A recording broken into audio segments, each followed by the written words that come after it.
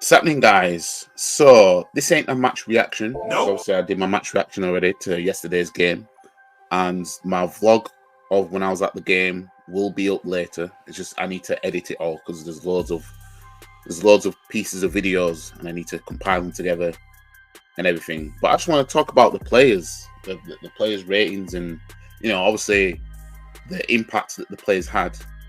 This was Zinchenko's best game by far. Yep. So let's get into it. David Raya, he made a save from one of the Burnley players when it was 0-0.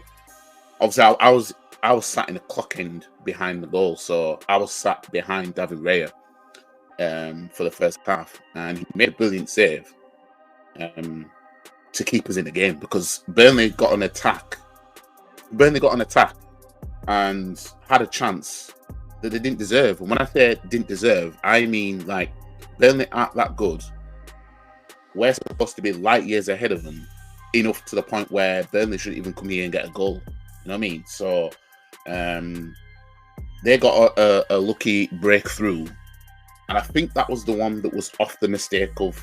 No, it wasn't. No, it wasn't actually. No, because there was one where Saliba made a mistake and then he recovered. But they went on, and it could have gone to a goal. You know what I mean? It took a deflection, but it still could have gone to a goal. You know what I mean? So it's a good job that we didn't bottle that. But obviously, seeing David Raya get his hand on it, you know what I mean? It was just a sigh of relief in the end. Tomiyasu, he wanted a foul because of the goal that Burnley scored, because he felt that he was fouled when really the bottom line was that he wasn't good enough. Nope. And he just wasn't strong enough to overcome the player that was challenging for the ball. I'm surprised there was no VAR that looked at it, because as far as I know, they didn't look at it anyway. I mean, this is my first time going to a game when VAR was in existence, because before, last time I went to an Arsenal game, there was no VAR. So as far as I know, nothing came on the screens in the stadium to say, "Oh, we're looking at VAR." No, nothing. It might have done on TV. I don't know. But yeah, he felt he was impeded. He felt he was fouled. He wanted a foul for it. Because I know the players were complaining, but when they scored their goal, they scored at the clock end, so they were right down the other side. And this is in the second half, and they equalised to make it 1-1. And then man like William Saliba, I mean, what can I say? You know what I mean? What can I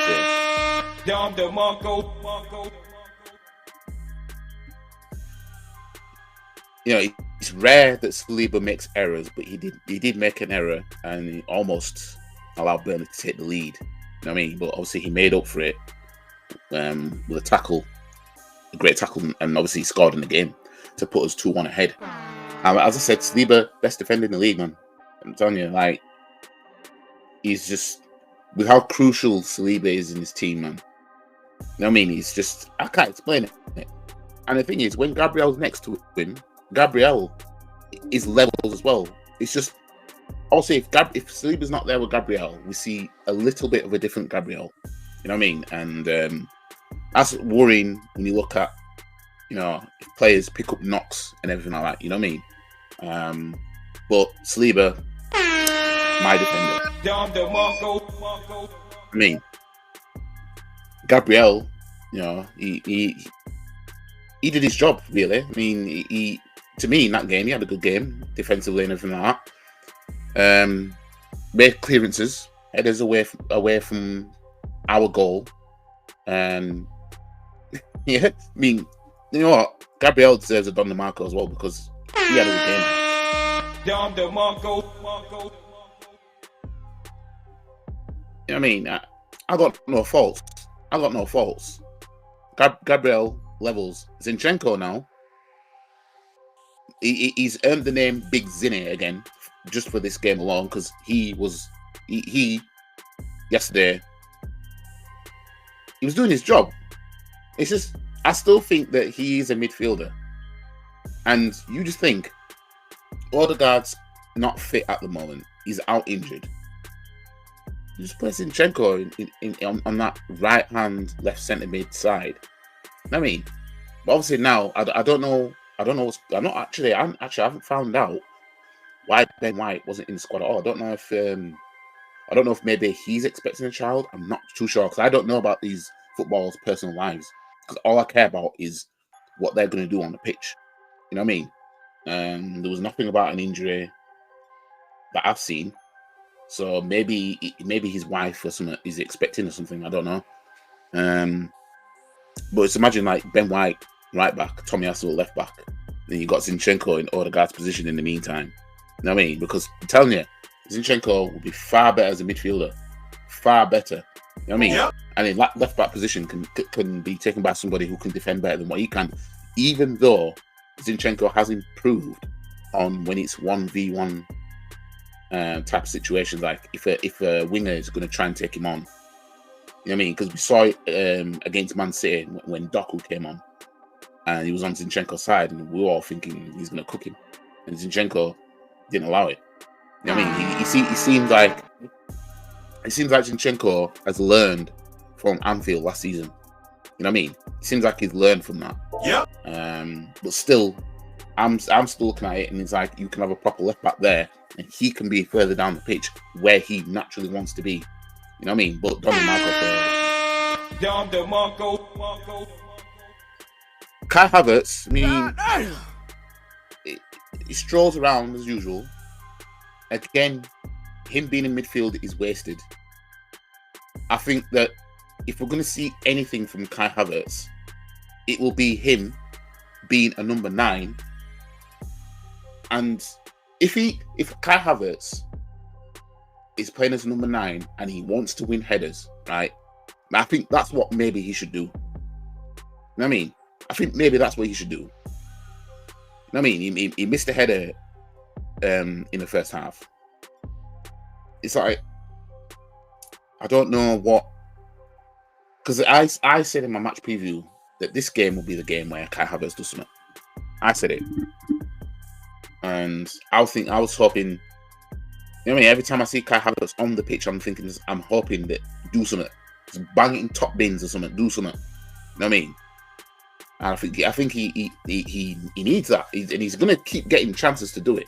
Now he was taken off for Fabio Vieira second half. I suppose obviously he's on 4 yellow cards. He's Kai Havertz, so there's that as well. Jorginho's on form right now. And in Jorginho's defense, he came into this team. Obviously, the fan base was divided on it. Obviously, Partey, is who plays ahead of him. And obviously, at the time, Granit Xhaka was playing with Partey. But we couldn't expect him to just slot straight in and then instantly make an impact like that. We was always going to see shakiness from Jorginho. But now that he's getting a run of games, he's getting used to, I'm playing all these games now. So we're starting to see the Jorginho that Arteta wanted to sign. You know what I mean? I think that's what's going on now. Like we're seeing that now. You know what I mean? I think we're starting to see, so maybe we can see a little bit why Arteta wanted him, kind of thing. But just as long as he keeps it up and does his job, then it is what it is. Declan Rice, I mean, in fact, let me give Jorginho Don DeMarco.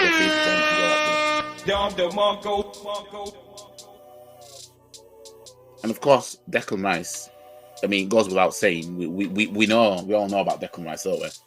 You know what I mean? There's rival fans that are jealous that they didn't get him. You know what I mean?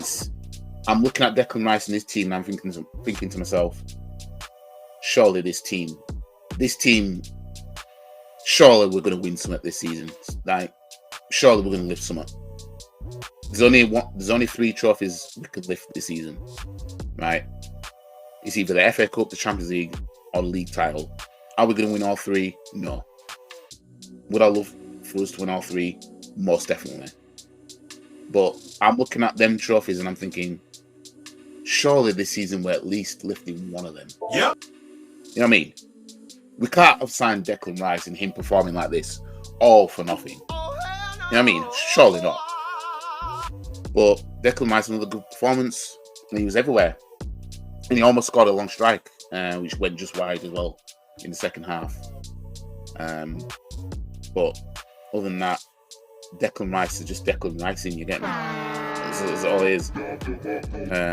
Saka, you know, he was doing his business, but as per usual, he's either scoring or he's assisting. Doesn't matter whether he's having a good game, whether he's having a poor game. Thought he was all right yesterday. He had a chance to. I think he had a header chance in the first half as well, and he was the reason it led to a goal as well, because he had another header chance, and that's when I'm gonna say Jorginho. That's when Big Tross, man like Trossard, Robbie Williams wannabe, he headed it home. Obviously, he collided with the post and hurt himself a little bit, but I mean, Saka again assisting for Trossard. All of Trossard's goals have come from assisted by Saka. You know what I mean? When you look at that, it's mad. So you can clearly see the dynamic is working with Trossard and Saka. And if you have Trossard in Gabriel Jesus' place, in the meantime, you got Trossard on the right-hand side. You know what I mean? So I think that we should keep that going. Because Trossard last season was in good form. Then Arteta throughout April decided you're on the bench. What the fuck? You know what I mean? And at that point, we hadn't lost a game when Trossard started. And Trossard was an informed player of the month of March. What? Unforgivable that he did that. But it was what it was. Trossard, you know, the main man. Yep. You get me? Man like Big Tross, fam. I mean,